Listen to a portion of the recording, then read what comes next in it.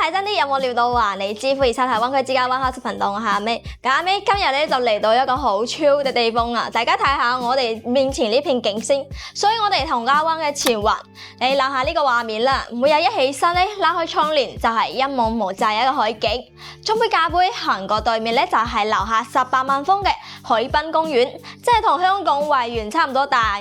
散下步做下運動打下波，想買餸咧落樓就係超市，想食飯咧行到2步就有食肆茶餐廳、星巴克行登機、麗樹，仲有戲院同書店。咁如果身體有咩唔舒服咧，揸車去到心卡醫院都係幾分鐘嘅時間。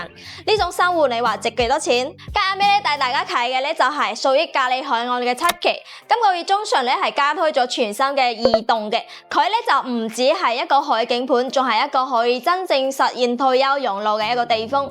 咁依家最驚喜嘅就係咧，依家部分嘅單位咧單價係2萬蚊出頭咧就有交易嘅，開發商咧仲可以俾到嘅政策咧仲可以送到一個10年使用權嘅車位同1年嘅一個文管費。咁如果你執翻佢前一即係後邊嘅6期，咁最平嘅2房咧只需要98萬你就可以入住嘅呢種環境入邊。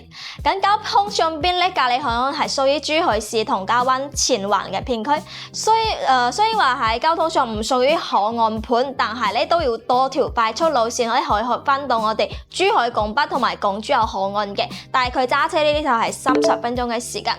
咁同時咧呢個樓盤嘅商業配套亦都係十分之方便嘅。咁位於我哋前邊4期咧就有一個 Cospark 嘅海岸小鎮嘅商業啦，大概有7萬平方米。咁入邊嘅業態啦都係十分之豐富嘅，就平時你落樓食嘅食肆啊、茶餐廳啊、酒樓啊等等都係有嘅。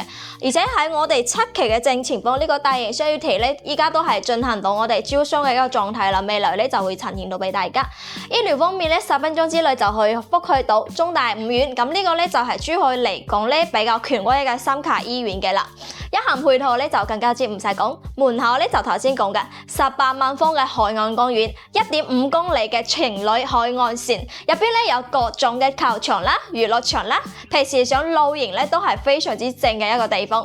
隔籬咧仲有一個遊艇碼頭，成個城市界面咧就係一幅非常之理想嘅海濱小鎮嘅一個居住氛圍感，兼顧咧寫意同舒適感，實在係太正啦！依家咧最受住集中係我哋7期啦，有4棟嘅高層住宅，咁每一棟嘅戶型其實都係一樣嘅，3部 lift 啦，8伙，64到130平方2到3房，咁其中咧大積數就可以睇到我哋無遮擋嘅一個海景。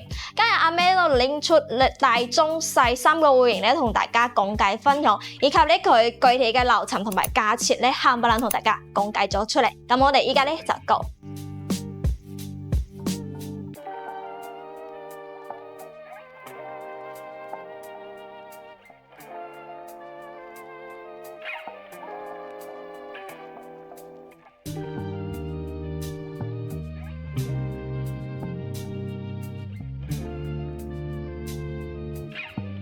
首先我哋先介紹下景觀戶，就係02戶型1:19嘅，佢其中大積數咧都係即係大面積先有我哋嘅海景嘅嚇。咁呢個戶型咧就係做咗一個圓弧形嘅一個露台啦，呢露台部分係贈送一半面積，同時咧都有贈送到我哋嘅入戶花園嘅位置。我哋就從門口開始介紹起，交付咧就有一個比較有質感嘅實摸門。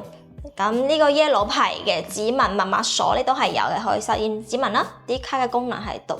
咁呢個區域咧就屬於呢個戶型嘅入戶花園咯。你可以做成排嘅衣櫃，成排嘅鞋櫃喺呢度，作為一個瀟灑區都係比較唔錯嘅。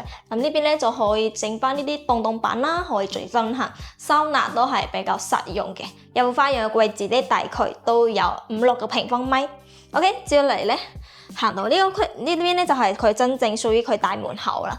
隔籬咧呢個位置都有扇明窗俾到大家。行咗嚟咧就係佢嘅一個正廳嘅部分。OK， 咁呢個開間咧就3.5米嘅。好老實講啦，3.5米對於119平方呢個積數嚟講唔係話好理想嚇。咁佢係同寬嘅，呢邊係飯廳，入邊咧就廚房。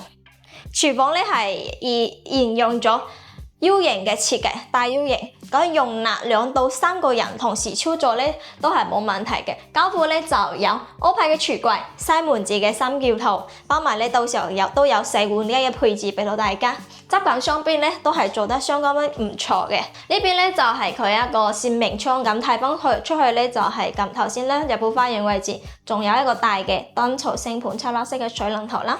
咁呢邊咧就基本上所見所得，喺呢個位置咧就可以放置一台雙開門嘅櫥櫃都係冇問題嘅。廚房空間咧都算比較闊咯。行出嚟咧就係頭先講到嘅飯廳啦，呢邊係佈置到一張6人位置，佈置圓台咧其實都 OK， 隔離咧都可以識到佢嘅一個餐邊櫃啦，整翻我哋平時哋用嘅一啲小家電啦，都係冇問題嘅。OK， 再延伸過嚟就係佢一個客廳啦，客廳開間咧都係即係頭先講嘅3.5米啦，咁係放置到一張2.5米嘅帶有貴妃椅嘅一個梳化，中間係茶几，對面咧就整翻電視櫃啦。咁成個屋嘅裝修咧就比較話木質感少少嘅，咁頭頂咧就係會展型，交付都有我哋隔離嘅中央冷氣啦，木地板啊。再行翻出嚟就係佢成一個戶型最加分嘅呢個部分，呢個圓弧形嘅一個露台啊，可以感受到啦，一開細門咧就好扯風嘅啦。呢個露台可以直接連接翻隔離嘅2間房間嘅，呢個戶型咧就係做到3開間都係朝翻呢個一覽無際嘅海景。咁而家咧我哋揀出一套咧就係11樓嘅一個單位，咁總價落嚟咧大概係275萬度嘅，就可以擁有119平方嘅呢個戶型。呢個咧係佢做咗一個即係吧台嘅位置啦，平時想飲杯咖啡啊、飲杯酒咧都係坐喺呢度咧，就非常之寫意啦。哇！呢個今日嘅天氣真係非常之唔錯。下邊咧就係佢嘅情侶路海岸線啦，再行翻少少咧就係海濱公園同埋佢嘅商業街，遠處咧都可以望到廣州嘅大橋啊，同埋佢遠處嘅山景。接下嚟我哋係睇下房間嘅表現啦。咁佢係屬於一個飛機戶啦，整體喺戶型圖上面就睇到非常之方正嘅一個佈置。我哋先睇呢一邊，第一間客房咧，佢係整咗一個 BB 房，而且咧係全明通透嘅一個後殼俾到大家，放置咗一張1.2米嘅雙人即係單人床咧，可以做到3邊落床位置。咁呢邊延伸過嚟咧，都可以做一式嘅衣櫃啊，同埋書台。咁呢個採光面真係非常之正，都可以睇到一欄嘅一個海景啦，同埋佢園區嘅部分。OK， 再行到對面咧就係帶有套間嘅主人房，嗱佢係帶有洗手間嘅。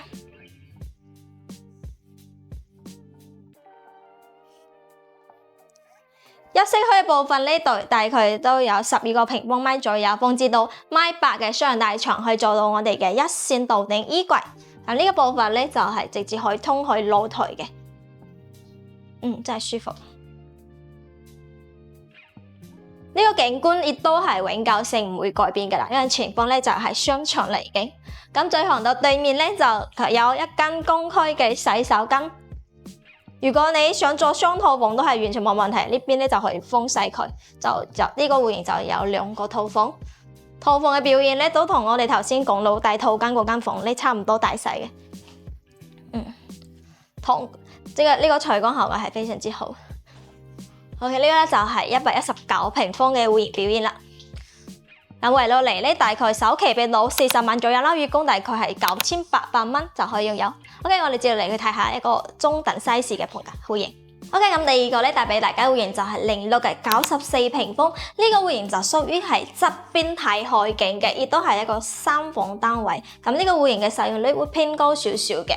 入戶門咧同樣係交付實木門，帶埋一個耶魯牌嘅指紋密鎖。咁呢個部分咧可以轉翻一個玄關嘅位置啦。如果你做翻櫃體到頂嘅都係冇問題，或者係好似咁樣整翻一式嘅一個筆畫都係比較美觀嘅。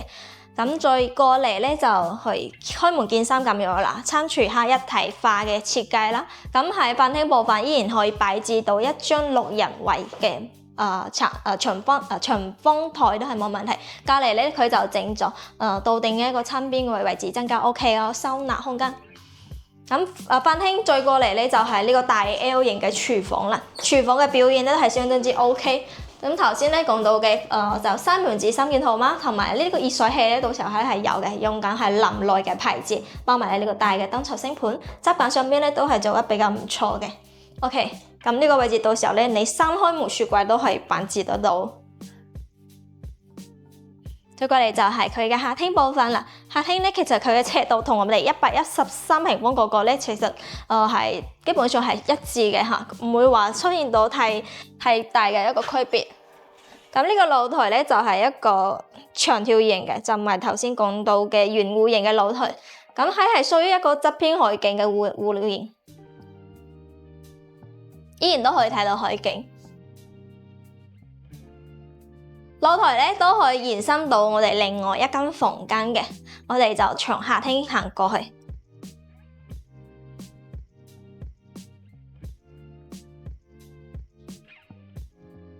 咁第一間房咧，佢就佈置到類似書房嘅形式咯。咁呢個房間唔係話特別之大，如果你做翻個客房咧，就可以佈置榻榻米咁樣嘅。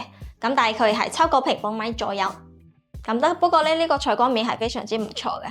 咁再行過嚟咧，就喺過道嘅盡頭係一個公區洗手間。洗手間咧係用緊劍牌嘅牌子，未來膠布咧都係同等牌子嚇。咁呢啲鏡櫃咧全部都可以打開嘅，可以曬得到。咁入邊咧就係洗手間，洗手間咧係做咗一個會字形防滑磚。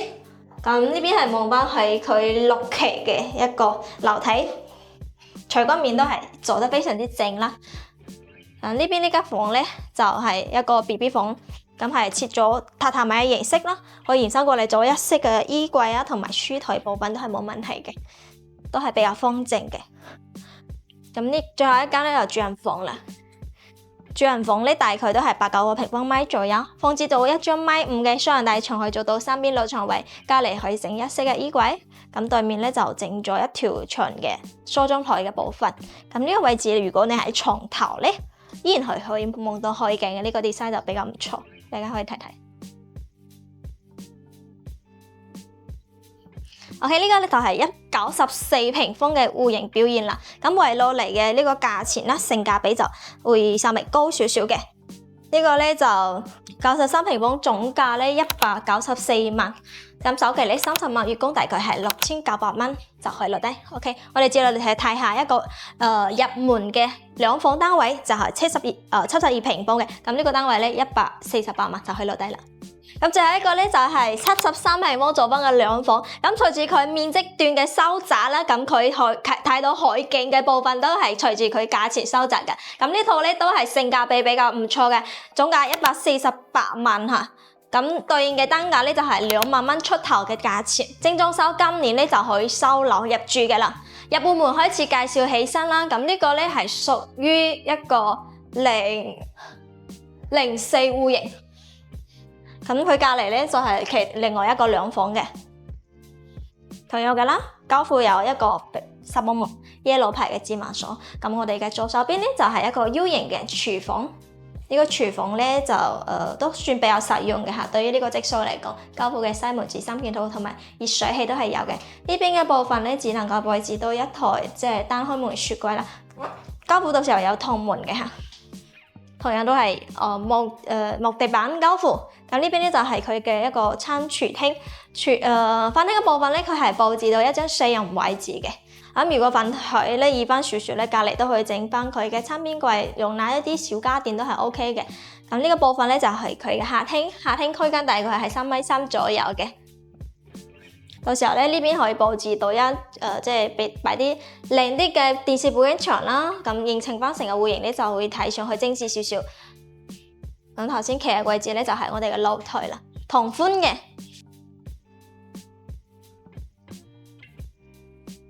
OK， 接落嚟我哋睇下休息區嘅部分啦。咁佢洗手間咧就坐喺中間。咁呢個戶型其實佢擺置啲家電都係比較簡單，大家可以簡單睇睇。嗱，呢個洗手間都係比較大嘅嚇。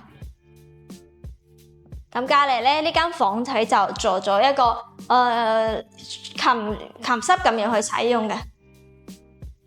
尺度都算比較大下，對於呢個質素嚟講，咁你放置到一張米二左右嘅榻榻米啊，都可以做到我哋兩邊落床位置，而且採光面都係比較唔錯，可以睇翻少少嘅山景啦，同埋佢綠旗嘅園林景觀。